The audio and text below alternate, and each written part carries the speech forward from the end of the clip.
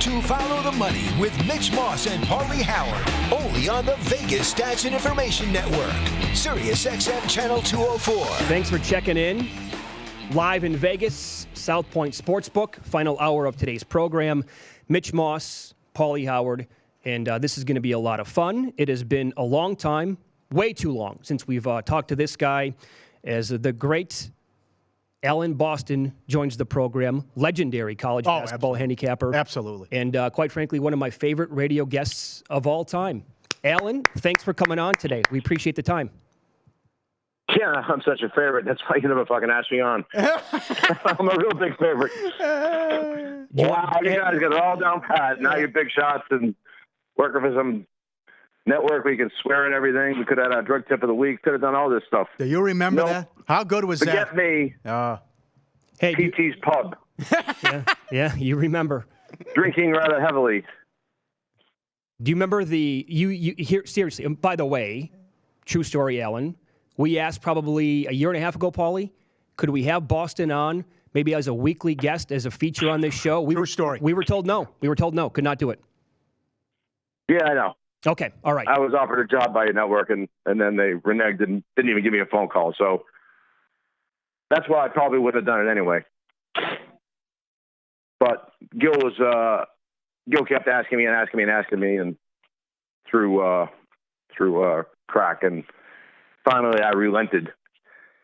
I relented in part because there's so much bullshit out there now with sports betting being legalized that every fraud in the world is coming out of the woodwork and pretending like they got all the answers, and it's really annoying.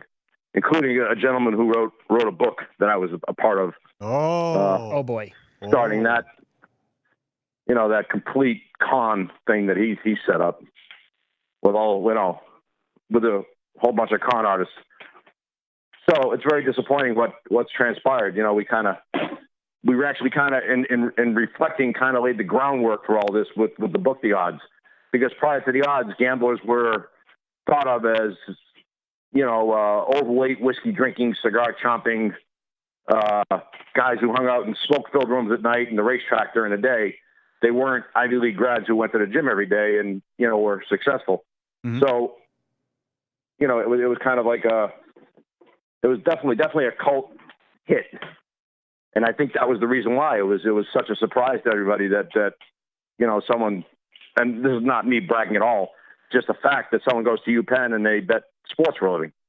You couldn't have thought like that. It was pre-poker boom. It was a whole different world back then. In the I think 2000, 2001, right around then. So, from there he started his whatever and evolved into whatever he's doing now, which is, I'm told, not good. So. Okay, are you having? I assume I know the answer to this question, but are you having a good season this year in college basketball? And did you have a good day? Are you having a good week with the conference tournaments? I'm having a very good year. Conference tournaments is very much a feel kind of thing. It's the numbers are out the window. It's a new season, so you see things like West Virginia pulling off the upsets, and Huggins actually said that he thought that they might win a couple games, that his freshmen had been improving. He put out a whole new team since two players got hurt and two of them got tossed, so he was down 4 starters, and he just said, screw it, let's go, and put the freshmen out there, and they're all coachable, and he's a great coach, and they ran out to a big lead yesterday against really one of the better teams in the country, definitely top 8 team, so be curious to see if they can carry it through today. They're not a very deep team, and but they've been playing at a high level, and there's no reason they can't run right through that whole conference tournament, which would be awesome. Because the committee hates Huggins and they hate West Virginia, so that would be a nice fuck you to the committee, and they deserve a lot of them. We're already hearing you talk, by the way, about how Belmont doesn't deserve to be in. I'm sure the Lipscomb talk has been on there too, but I muted the television after that. I don't want to listen to those people anymore. I don't know. I saw your tweet. Who said that? Jay Billis said they should be in. It shouldn't be close. Nardi said they should be in. Doug Gottlieb said they should be in. Billis said it shouldn't be close. I was watching the game. I think it was I don't know if it was Dakich or I don't know who they are. But I'm glad to hear that was not true. But no, it was true for this guy. This guy was saying absolutely not. They had no good wins, or all this bullshit that they look at that means absolutely nothing. Because you want the best teams pretty much, right? I mean, they have all these ratings. I mean, Ken Palm is wildly respected, so why not use his ratings? Mm-hmm. They're not the do-all, end-all, but they're certainly better than the nonsense that they come up with, which is just a way of eliminating Belmont and Lipscomb and teams like that, and putting teams like Indiana and other such garbage in because they have quadrant 1 and quadrant 2 wins. But what they don't say at the committee is they had 21 chances at quadrant 1 and quadrant 2 wins, and they won 4 of them. Mm-hmm. Whereas this team had 3 opportunities and won 1 of them. I mean, which is better? It's a completely rigged game and has been for a long time, and I've talked about it for a long time. Talked about it when Butler didn't get in. When they were in the Horizon League and lost in the first round of Wisconsin Green Bay, we had the Sunday night Stardust line, and that's when I realized just how corrupt the whole thing was. It was unbelievable because that Butler team would have been favored over all 4 number 3 seeds that year if there were a betting line, and they didn't make the tournament. And that's what it kind of like hit me. There's a lot of money at stake, and when there's a lot of money at stake, there's evil. Well, let me ask you this. That's just the nature of the game. A couple years ago, to your point, when Wichita was a 10 seed, it was an absolute disgrace that they would do that. They were a top 10 team in the country. Then with your power ratings then, with Belmont, teams like Greensboro, Lipscomb, maybe you have more on that. Where would they come in with your power ratings? Lipscomb would not be in. I mean, Greensboro would not be in for sure. Okay. No, that is. I mean, he had 3 cracks at Wofford, didn't win any of them. They lost by 40 twice. So, plus their power rating isn't up to snuff. They have East Tennessee is better than them in that conference. And Furman might even be better than them. I don't remember. It's close. Mm-hmm. But East Tennessee is the second best team in that conference. But can you imagine if Davidson was in that conference? I mean, this Wofford team is as good as the Steph Curry Davidson team by my ratings. Wow. Yeah. Pretty remarkable. And the rule of sports betting is there's only a limit to how good a team can be. I mean, if you've been golfing for 20 years, I always use the golf handicap. That's something people can relate to. If you've been golfing for 20 years and you're a 7 handicap, barring getting to work on your short game for 10 hours a day, 7 days a week, you're probably going to be a 7 handicap until you start getting older. And Wofford's typically probably like in my ratings, Wofford's typically in the low 80s, and now they're 90 and a half or 91, something like that. It's insane. So this team is blown past. If you recruit an athlete of some caliber, so Kentucky would get A+, Duke would get A+, North Carolina would get A+. Wofford probably gets B-. And there's usually a limit to how good 5 B- players can be. Now, this kid Jackson in the middle is a game changer for them, and obviously McGee and the coach is brilliant.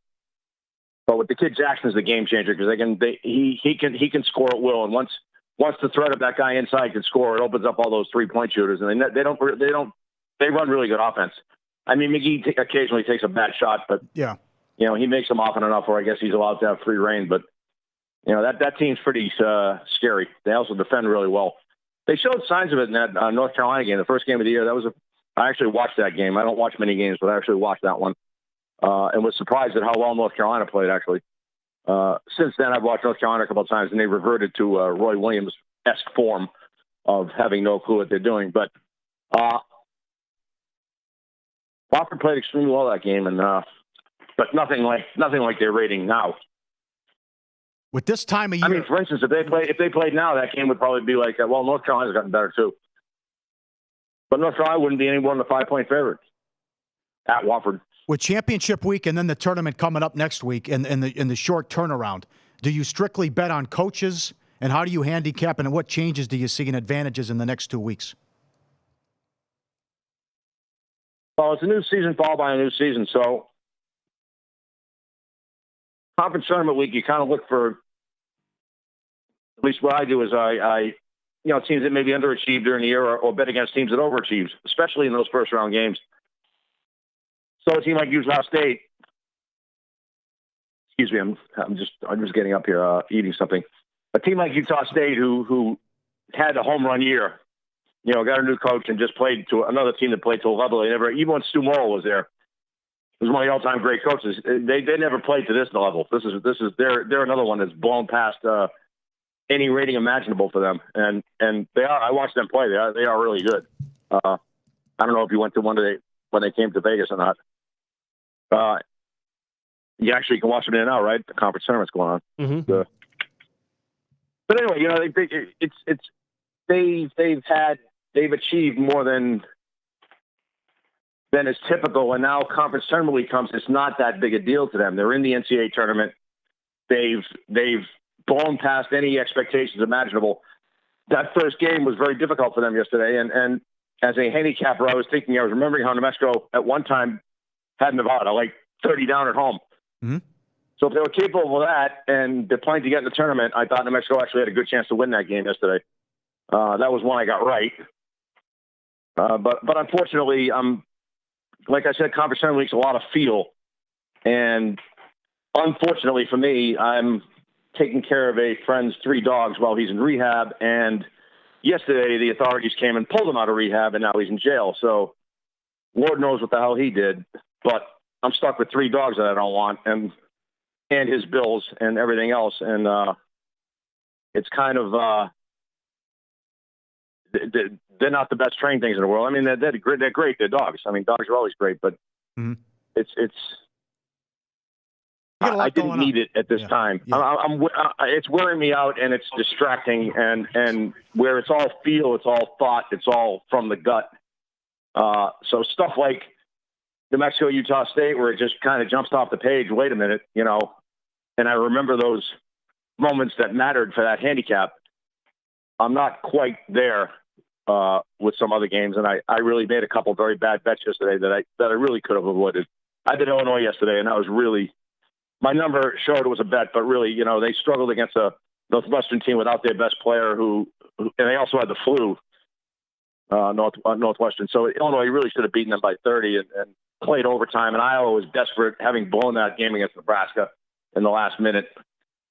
When Nebraska got like 17 in the last minute, it was insane. They made 9 of the last 9 shots. They got it to overtime, and now have gone on and won 2 games with 6 players and 2 walk-ons. The second half against their opening round win, they used 4 starters and 1 walk-on for the entire second half. Never got a rest. Yesterday they won wire to wire. I haven't read the game yet, so I can't comment on it. But now they're playing a Wisconsin team that's very beatable, to be honest with you. You'd want to press this team because they're so short of bodies and really they're using walk-ons. And the problem with Tim Miles is his top 5 were fantastic, and then one of them got hurt. And the guy that replaced him is not a Big Ten caliber player. So he just hasn't recruited well. Most of those guys were transfers. And he's a great coach, but he's not a great recruiter. And that probably just means that he's a really good guy, because you have to be kind of a scumbag to be a great recruiter. Because sure. It's all kinds of getting money to the right places and lying to the kids and, all kinds of evil that big money creates. Anyway, really, if they ever really investigated what goes on, they would probably ban the whole NCAA. It is that bad. And I've heard stories that I know to be true, because I know the people telling me the stories wouldn't lie. And it's just it's a mess. Anyway, so not to make excuses, but I am very much in a I got the call yesterday that they took him out of rehab when he had 1 day left, and he was going to turn himself in. And so they're screwing with this kid, and because he didn't show up for court one day, and he made up a time, and I may end up with these dogs for a long time. Something I do not want, Gotcha. Not at all. Gotcha. I'm not going to lose those dogs though. But anyway, that's not for a sports talk show. But that's getting in the way of my work for sure. Alan Boston, our guest. I got to reset. College basketball expert, poker expert, life expert at Boston Red 88 on Twitter. Follow him, especially when the selection show happens on Sunday. How much do you get involved with in-play? Couple reasons, maybe some buyback. Not at all. Really? It's an epidemic now. The blown leads. Baltimore County's up 26. They almost lose. Ohio State's up 20 with 7. I'm surprised you don't do that. Why not? We're all creatures of habit, right? That's kind of the answer. And number two, I'm constantly working. It's nonstop reading to me. I don't use computers. I use my head. So I have to fill up my head with as much information as I can, and hopefully use that to come up with the right answer to each game. Each game is like a little logic problem. If you can hit it the right answer to the problem, then you come up with a winner. The way I do it. Other people use algorithms. It's a little simpler. You hit a button. I'm a throwback. I'm anachronistic. I'm from a different world. When I came to Vegas, what did I have to work with? I had nothing to work with. I sat in front of a ticker and watched the sports ticker go by every night. Mm-hmm. And by doing that, I tracked how each game played out, and that became my kind of do-all, end-all for how I do this, and I continue to kind of do it that way. How the game plays out matters most to me. For instance, a team's ahead 20-2, and they're ahead 25 at the half and 18 with 7 to go, and they win by 6. Or the game's tied every single moment, and the team wins by 6. It's the same final score, but a different path to get there. Mm-hmm. And obviously, the team that jumped out 20-2 would be a better team than the team that was tied the whole way and won by 6. So it's kind of like that, and then you can go from there and take all kinds of other inferences on strictly on how the game played out. At least I can, because that's how I taught myself. So I continue to do that and continue to try to read as much as I can. But I'm 60 years old, and life hasn't taken a really good turn the last 5 years. So I'm getting a little tired of this and a little worn out. I was lucky to that someone contacted me, and we worked something out. It's not legal here, so it's allowed me to make a few more dollars than I probably would. Then I definitely made more money than I would have on my own, and I was happy that the football season went well, which I hadn't done in years, and basketball has been good. It hasn't been great lately, but I think I talked about that reason that I think I'm missing things that I normally wouldn't miss. Okay, yeah, fair enough. Alan Boston, our guest. We do have to step aside, Alan, for one break. We'll do that right now, and we want to run some games by you today. If you have an opinion on them or not, we have a ton of games to get to. We'll do that with Alan Boston coming up next year on VSiN. Your search is over. You found Follow the Money with Mitch Moss and Pauly Howard on Sirius XM 204. Now listen up for Winformation. More college basketball now. Alan Boston, cool enough to hang around for another segment. Long-time college basketball handicapper, college basketball expert, and now an infamous dog sitter, from what we understand. Let me ask you about this game, Alan. It starts today. I've been a dog lover my whole well, how can you not existence. be? Of course, yeah. Same here. Let me ask you about this. Does home court mean anything to you? It will be considered a neutral by dummies, I guess, but Central Florida today plays against Memphis. A game like this in Central Florida, your opinion on them, do you think that they are a decent team at all? They're going to be an 8 or 9. Okay, so do I. And then, but how much stock would you put into Memphis today, catching points where it's technically a home game for them? I don't think it's a home game, so. Okay. So what I learned, what got me back in this game, I had won. I've done very well for 20 odd years, and then hit a wall. And so what's going on? I hadn't changed my ways or anything, and you can attribute it to running bad and variance and all that, but that's the sample size is usually too big during the year to. Mm-hmm. For the results to have changed that much. And, what I figured out was home courts just not worth that much anymore. It's, they're so used to, so when I was young, the kids played a sport every season. So football in the fall and hockey in the winter and baseball in the spring would be a kind of a typical segue for an athlete. Nowadays they pick a sport and play it 365 days a year. So even that big tournament they have in Vegas, that AAU tournament, the winner of that tournament typically plays like 9 games in 5 days. They used to playing a lot of games. They used to playing in front of screaming crowds. the courts are becoming, they're not these quirky old courts like they used to be, these small gymnasiums. They're all these big arenas now, mostly anyway. So there's really not if you're an athlete and someone's screaming for the other team, I doubt that's going to impact your play much. Maybe people can attribute to maybe when a team's getting worn out, hearing someone scream for you can give you a little extra boost of energy. But for the most part, it's how tough is it to travel there and the familiarity with the court.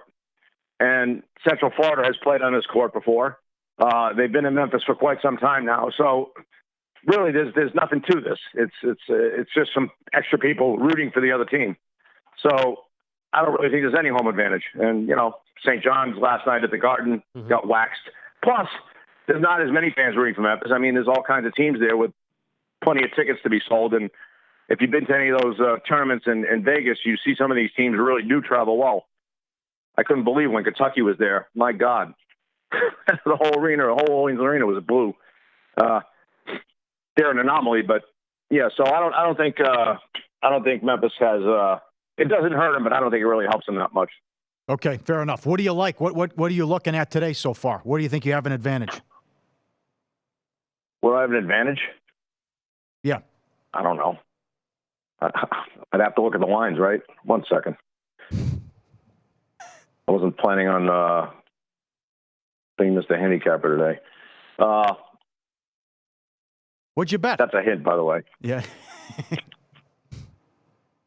What do you make of Ohio State now that they got Wesson back and he looked good yesterday? I think they're the same team that kind of was very average and doesn't deserve to be in the tournament.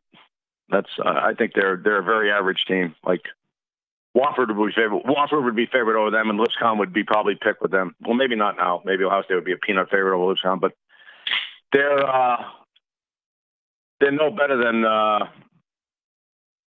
don't know who would I compare them to that's known. They're nothing. I don't like them. Okay, let me ask you about some of these. They're not below the average plus teams in the Big Ten. Whatever it's called now. Yeah, Big 14. I mean, who the hell knows what it's called? Maryland's in the Big Ten. Mm-hmm.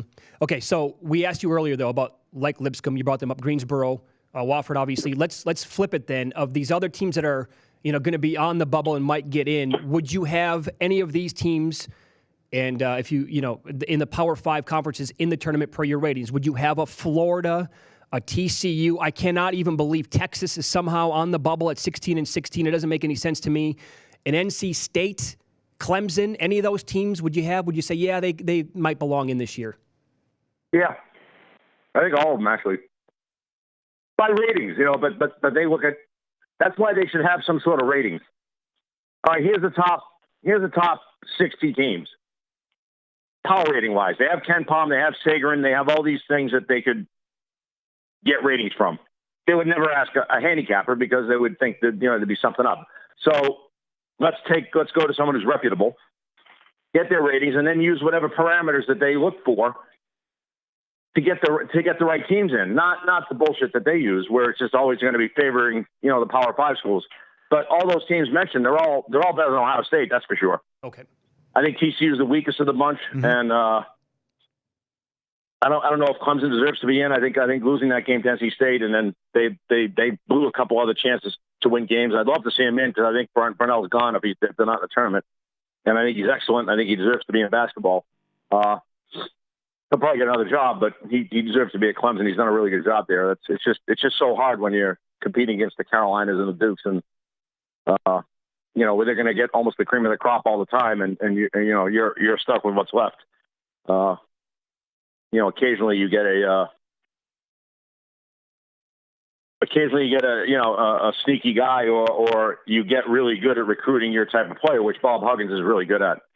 Huggins doesn't look for the best player; he looks for the player that tries the hardest, and admits that.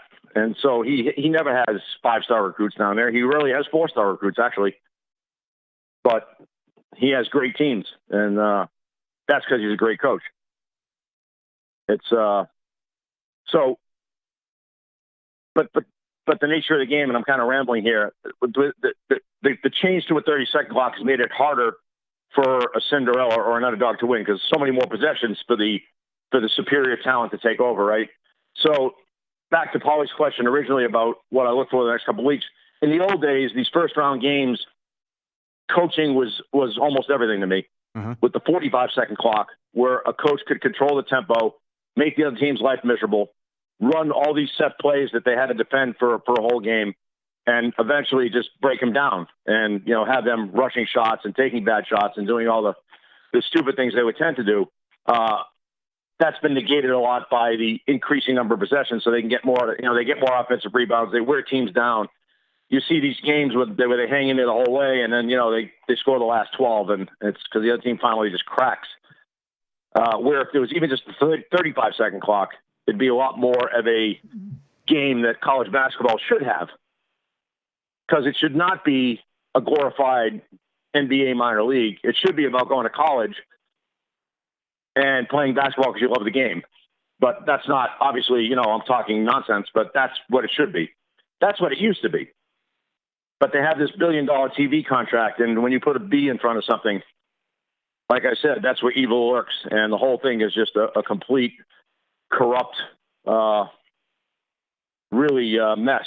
And it doesn't, and even with the committee, robbing teams year in and year out, and poor Barry Hinson lost his job in Missouri State because the committee just completely fucked Missouri State over twice in 3 years. And he said goodbye to Southern Illinois the other day, very tearful press conference, one of my favorite coaches. And, he's kind of the last Noah Higgins. And so even though the committee screws around, because they don't tell you what they're really doing back there. They say they're struggling to get the right teams, and that's just a bunch of bullshit to me. They're just seeing how they can fuck certain teams over, and they do a very good job of it every year. One year when UCLA got in, they said they passed the eye test. I think it was 3 years ago. They passed the eye test, right? Where'd that come from? And then they called that phony goaltending call to get them to beat SMU. It's like, certain things happen. All right, people make mistakes, but it always seems like the mistakes end up in favoring certain teams. It's really, there's a lot of money involved. That's all I can say. You're right. Anyway, so it's still a great event. That's the reality. So it doesn't matter what they do. It's a great event, and they can never fuck up this tournament, even though they do. So to your point, so I'm glad to hear Belmont's in, because they deserve to be in. They'd be picked with Ohio State. Okay. So if you have a choice of Belmont or Ohio State, you should take Belmont. Ohio State had many, many, many chances to win games and didn't. Belmont didn't have that many chances, and if they did, they were on the road. So give them a crack at it. It makes for better theater. Right? What do people talk about? They talk about Cinderella. They talk about the upsets. They talked about George Mason's Final Four. They talked about Loyola Chicago's Final Four. Yeah. They talked about Sister Jean. That's what gets talked about. Gonzaga, when they were Cinderella, they were the talk of the town. The Ivy League was about to lose their automatic bid until they played Princeton, Georgetown, and it was the highest-rated game on ESPN, where John Thompson against Pete Carrill, and a Princeton guy ended up in the third row with a bloody lip, and they didn't call a foul. But it was the highest-rated game on ESPN, the most-watched game. So now the Ivy League is back in. They were taking away the Ivy League's automatic bid, which would have been a mistake because the Ivy League is really good this year. Like Yale's gonna stick it to somebody in this tournament. Mm-hmm. Sort of like a couple of years ago, like they did.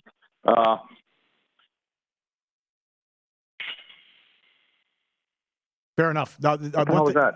Anyway, So right. So they like the head of CBS or whoever runs this thing said, we would have had Kentucky in there instead of Loyola because I think the ratings are better. But someone actually did a study and proved that Loyola's ratings are actually, relatively speaking, much higher when comparing the comparable time slots and station they were on. They have some stations you can't even find. You got to look. You got to pull out like a Google Maps thing to find where the game's being played on TV. But anyway, that's my rambling diatribe on the NCAA. I see they're putting up lines here. All right, it was succinct. The one thing, this, and we got you in a good mood, which is rare. Does it infuriate? I'm actually not in a good mood. I'm miserable. But go ahead. I couldn't tell. Does it infuriate you to no end? I'm trying to do a good job for a change. You're doing a great job. Fine. No. How about, does it still bother you, and why does it continue to happen that these contestants blow it on Final Jeopardy? I don't know. I mean, everything's. I don't know why. There's actually been some great bets made on Final Jeopardy for a change. So I'm sure there's some app out there that shows you what you should bet. Given, I'm not kidding. I don't know. I mean, there's got to be something out there where you can figure out the exact bet you should make. But it's not hard to figure. I mean, it's a simple logic problem. If you're in third place, if it's 9,000, 10,000, 11,000. The only way you can win if you're 9,000 is if the top two guys miss. So you bet nothing. Or, since they're likely to cover each other, or the $10,000 guy might bet nothing too, you got to maybe bet 1,000 or 2,000 to give yourself a chance to win in case they bet nothing. But you can't bet 9,000. That accomplishes nothing. Because the only way you win is if they miss. So you're getting it right doesn't matter. Right. And that's a real simple piece of logic that they don't ever get. Most of them don't get it. Some lady won last week by making the perfect bet, and it was awesome. She actually made the only bet that could win, and she did it. It was great. All right. But yeah, I don't know why such smart people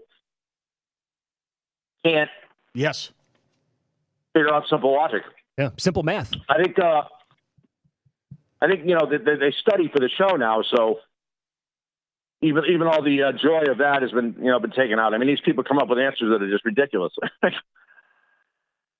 You don't even understand the question, and they come up with the answer, or right. You don't understand the answer, and they come up with the question. So, whatever. Do you watch it every day of the week? Yeah. Good. It's a good show. I like Trebek. Pauly doesn't, but I'm a Trebek fan. I can't stand him. Yeah, there we go. All right. Yep. All right. Pompous. He's a condescending idiot. Yes, he is. I did like what he said last night. Because he has stage 4 pancreatic cancer, and he said something very, very. His opening speech was very, very good. But what I don't like about him is he doesn't pay his respects to Art Fleming in the original Jeopardy show. Okay. He says we've been on for 30. We said Jeopardy's been on for 30-something years. No, Jeopardy was on in the 60s when I was a kid, because I had the Jeopardy board game when I was 7 years old. So that's 1965. So I know it was on then because I used to watch it. They had very few categories back then. They had a good, clever category last night. A good, clever Game of Thrones. I missed a bunch of titles there. Oh, excellent. That was good. I went with condescending. That's the word I also used a while back. So good to catch up with you. We'll do it. I don't know when we'll do it again, but hopefully hopefully things work out at home and continue to win. Well, thank you very much. You got it. I hope I didn't bore anyone with my long-windedness. It was great as always. That was fine. Dynamite. Good luck in the tournament, Alan. Yeah, you might want to look at Rhode Island today. How's that? Yeah, good. I think they got a chance. I was trying to establish that 10 minutes ago. Okay. Good. All right. Thank you. Thanks, pal. Rhode Island. Follow him on Twitter. Might He want is to take a look at Rhode Island. Yeah. And at that's Boston early. Red 88 on Twitter. All right, good. Good responses on Twitter so far. He's polarizing. Am I telling the truth or no on that one? If you've never heard him before, I mean, it's for some people it's an acquired taste. I love the guy. I think he's fascinating. It's Follow the Money on Sirius XM 204, fuboTV. We're also on Twitter at VSiN Live, at Mitch Moss Radio, at Pauly Howard. So, went a little bit long here, but we'll do more college basketball. Bruce Marshall, Gold Sheet, coming up.